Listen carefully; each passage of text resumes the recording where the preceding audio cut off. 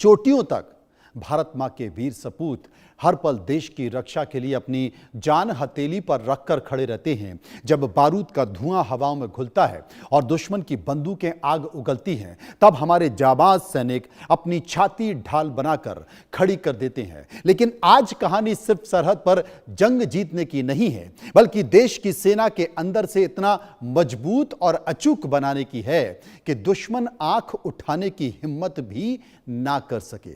Defence के गलियारों से इस वक्त की सबसे बड़ी खबर आ रही है अग्निपथ योजना को लेकर। अग्निपथ योजना में भारत की सरकार महापरिवर्तन करने जा रही है। इस देश में हार के साथ साथ जो रक्षा गलियारों में आ रही है, और सबसे बड़ी बात है कि जो कार्यकाल है अग्निवीर का, उस कार्यकाल की पुरानी सीमा अब इतिहास बनने जा रही है। कयास लगाए जा रहे हैं कि सेना में शामिल होने वाले जाबाज अग्निवीर सिर्फ 4 साल के मेहमान नहीं रहेंगे, बल्कि वो आगे भी परमानेंट हो सकते हैं। समझिए.com में इसी की बारीकियों को लेकर मैं आपके साथ आया हूं। मेरे साथ रहिए।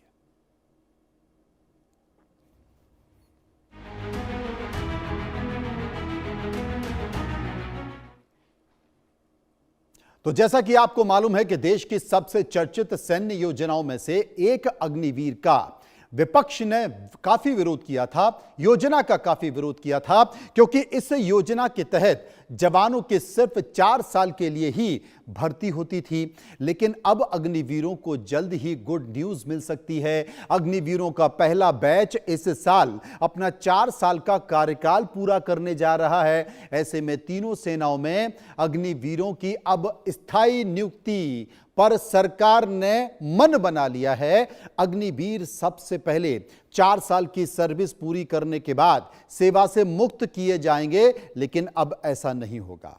पहले यह था सिर्फ 4 साल अग्निवीर, और इसे लेकर विपक्ष ने बड़ा हंगामा खड़ा किया था कि भाई 4 साल बाद ये जाएंगे कहां। लेकिन अब सरकार ने कहा है ये जाएंगे नहीं, सेना में ही रहेंगे।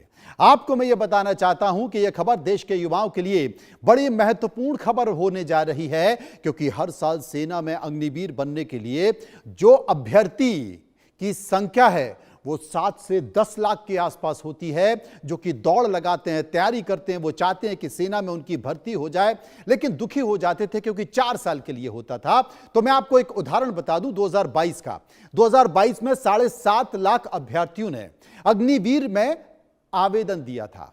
2024-26 की मैं अगर बात करूं भर्ती की, तो लाखों उम्मीदवारों में से जिन उम्मीदवारों का चयन हुआ था वो 46,000 अग्निवीरों का चयन हुआ था, जिसमें से भारतीय सेना में 40,000, वायुसेना में 3,000, नौसेना में 3,000 अग्निवीरों का चयन हुआ था। आपको मैं ये भी बता दूं कि अगले चक्र में 90,000 से 1 लाख नौकरियां निकलने की संभावना है, लेकिन रोजगार की कमी है, इसलिए लोग बड़ी संख्या में ये 4 साल की नौकरी पाने के लिए भी परेड ग्राउंड में पहुंचते थे, दौड़ लगाते थे, अपना सीना नपवाते थे और भर्ती हो जाती थी, लेकिन 4 साल की नौकरी मिलती थी। सरकार ने कहा है कि बाद 4 साल नहीं, ये तो आगे बढ़ेगी। अब स्थायी करने की, अब इनकी परमानेंट नौकरी होने जा रही है अग्निवीरों की। इसकी वजह क्या है?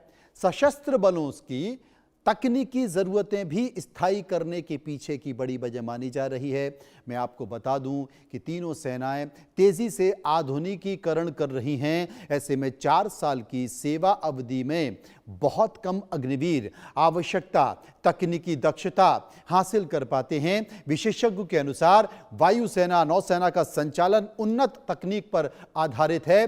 पर्याप्त दक्षता के बिना जोखिम से बचने के लिए सैनिकों को कई संवेदनशील प्रणालियों से दूर रखा जाता है, जिसमें बड़ी संख्या में ऐसे इन जिम्मेदारियों से वंचित रह जाते हैं। ऐसे में कार्यकाल बढ़ने से अधिक अग्निवीर तकनीकी दक्षता हासिल कर पाएंगे। और अभी तक ये संख्या तो तय नहीं है, लेकिन उदाहरण के तौर पर मान लीजिए कि 25 जितने भी अग्निवीर हैं, उनमें से करीब 25% अग्निवीर परमानेंट हो जाएंगे, सेना में स्थायी कर दिए जाएंगे। इस बड़े महापरिवर्तन को अंजाम देने के लिए सेना ने 2 बेहद खास और अचूक फार्मूले तैयार किए हैं। पहला फार्मूला क्या है? पहले फार्मूले के तहत अग्निवीरों के 4 साल के कार्यकाल को सीधे या तो 7 साल बढ़ाया जा सकता है या 10 साल किया जा सकता है। 10 साल करने की बात की जा रही है। वहीं दूसरा फार्मूला क्या है कि भाई 4 साल के बाद आप स्थायी होने वाले जो सैनिक हैं उनका प्रतिशत बढ़ा दिया जाए। यानी कि इन दोनों ही रास्तों पर रक्षा मंत्रालय के अंदर फाइलें चल रही हैं, गंभीरता से विचार हो चुका है, यह विचार फाइलों पर उतर गया है। अगर कार्यकाल बढ़ता है तो हर एक अग्निवीर को देश की सेवा करने का लंबा मौका मिलेगा, उन्हें रोजगार भी मिलेगा। अगर प्रतिशत बढ़ता है तो एक साथ हजारों युवाओं को स्थायी सैनिक बनने का सपना सच हो जाएगा। आप मेरी बात को समझे। या तो ये जो 4 साल की सीमा है सैनिकों की, वो 4 साल की सीमा 10 साल किया जा सकता है कि भाई अग्निवीर अब 4 साल नहीं रहेंगे, अग्निवीर 10 साल तक सेना में भर्ती होंगे। पहले इनको 4 साल किया जाता था, इसलिए विपक्षी पार्टियों ने बहुत हंगामा काटा। अब इनकी स्थिति 10 साल हो जाएगी।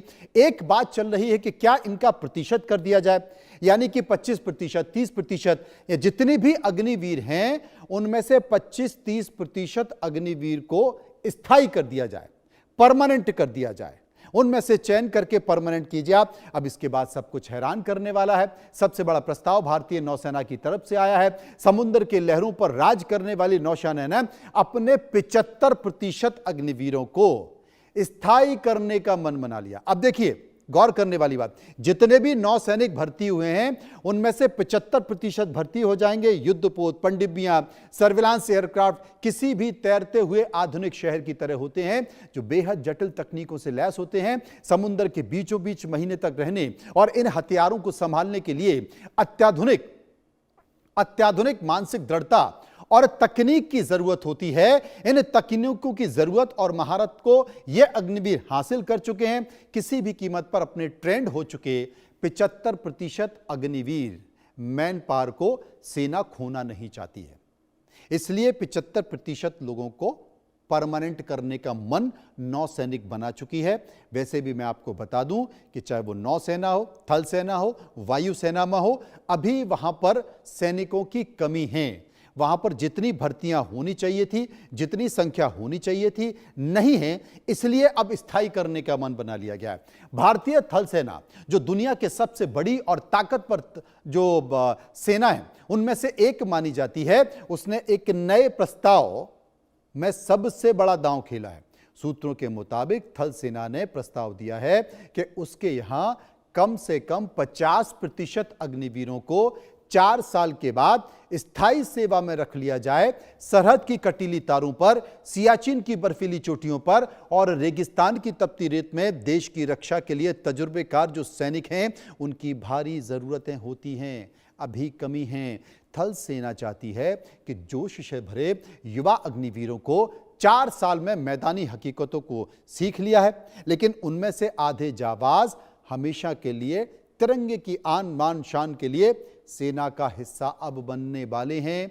उनको परमानेंट किया जाएगा। वायुसेना का मिशन परमानेंट क्या है? आसमान की ऊंचाइयों में दुश्मन के दांत खट्टे करने वाली भारतीय वायुसेना